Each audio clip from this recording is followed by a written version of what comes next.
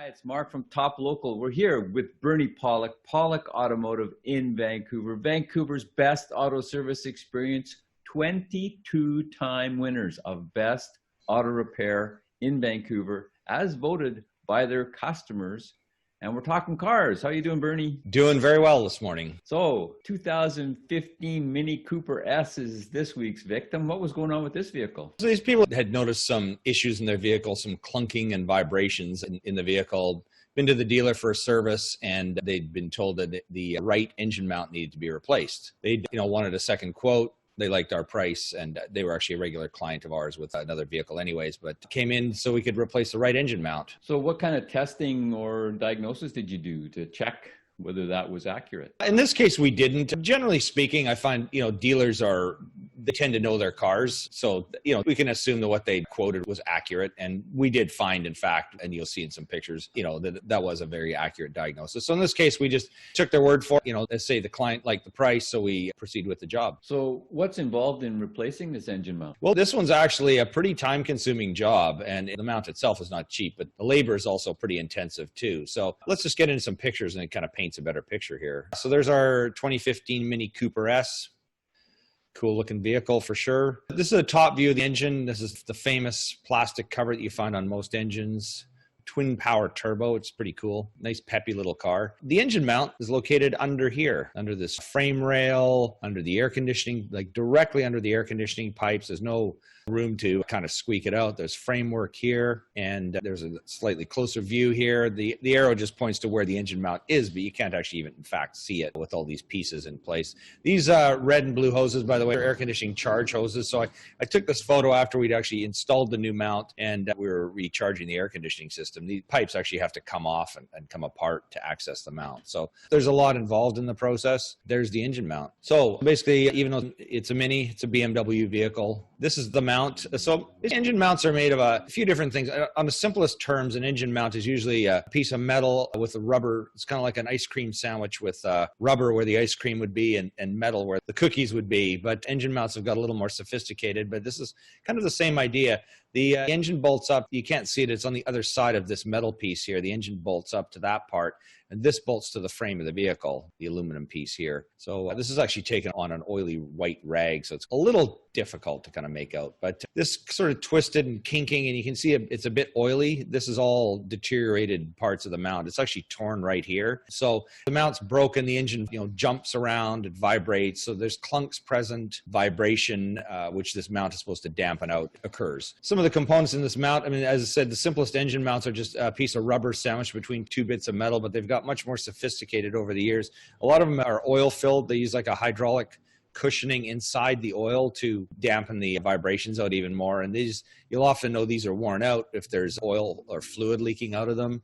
And that's not a new technology for a Mini. It's been around since the 90s, oil-filled mounts, probably maybe even the 80s, and on a variety of vehicles, not just sophisticated European cars. Also, I've even seen some engine mounts actually have electronic dampening inside the engine mount. And again, not necessarily exclusive to fancy European cars. Sometimes it can be simpler vehicles, a Nissan Quest van that has a dampened engine mount.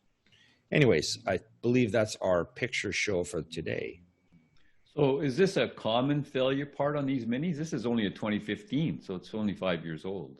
Yeah, it is a common failure item on this car. So if you own one of these vehicles, you can pretty well count on this engine mount failing. I realized when I was thinking about preparing this podcast, it seems like a lot of the things we talk about in these podcasts are common failure items. And that's one thing that's good about when you buy a used car is there's a certain level of predictability to what are the failure items. I get people who call me up and they're about to buy a brand new model of a certain vehicle. And they, well, how reliable is it? I go, I don't know. It's brand new. But when you have a vehicle that's been around for a while, you kind of get a track record of things that are common failures. And then you know to look for them if you're buying a used car. But if you do own one of these vehicles, chances are you'll be changing this mount because it is a failure item. So how would someone know that their engine mount is failing? Yeah, well, there's a few things you'll notice. When you either accelerate or decelerate, you'll sometimes feel a clunk or a thunking kind of sound in the vehicle under certain conditions. That's a pretty good indication you have a bad engine mount. The other thing is vibration. In an engine, there's a certain feeling, when you're idling, say at a light in park, there's a smoothness, but if you can sort of feel the shake of the engine in the vehicle, that could also be a sign of a bad or worn engine mount also. They don't have to all get as bad as this one to be troublesome. One question we didn't put in there is, do you change all of the engine mounts? And there are some vehicles where if a mount is worn, a lot of times we will change all of them because it's just kind of the nature of the vehicle. But in the case of this Mini, this is a very common failure part, so we just changed this one. How many mounts are there? Is it 4? Generally 4 on most vehicles. Depends, on a traditional front engine, rear wheel drive kind of vehicle is usually 3, 2 on the engine, 1 on the transmission. Transverse mounted engines like these, usually about 4. Sometimes they have 5. They'll have like a torque damper as well that prevent, as the engine twists back and forth, there's some dampeners. Some of those are kind of sophisticated shock absorber type things. Others look like a dog bone with rubber on each end. And how are these Minis for reliability? Well, generally speaking, they're pretty good. But again, as we've said, this is a 5-year-old car with a worn out engine mount. And you'll find there are many cars that are 20 years old where the engine mounts aren't even worn. So, every car has their issues. There's some cooling system leaks that occur on these, but generally they're pretty good vehicles.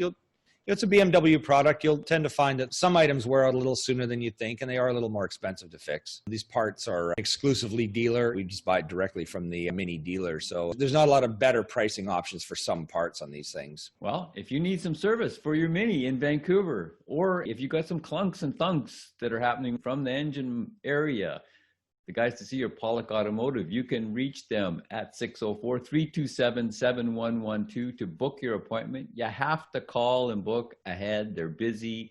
They're always busy. They're always booked. So you got to call and book in Vancouver, BC, Canada. Or check out the website, pawlikautomotive.com.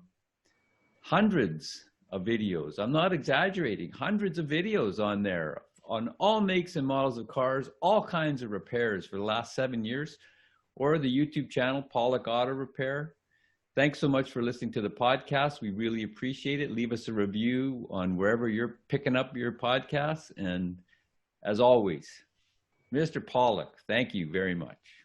Thank you, Mark. And thank you for watching. It's greatly appreciated.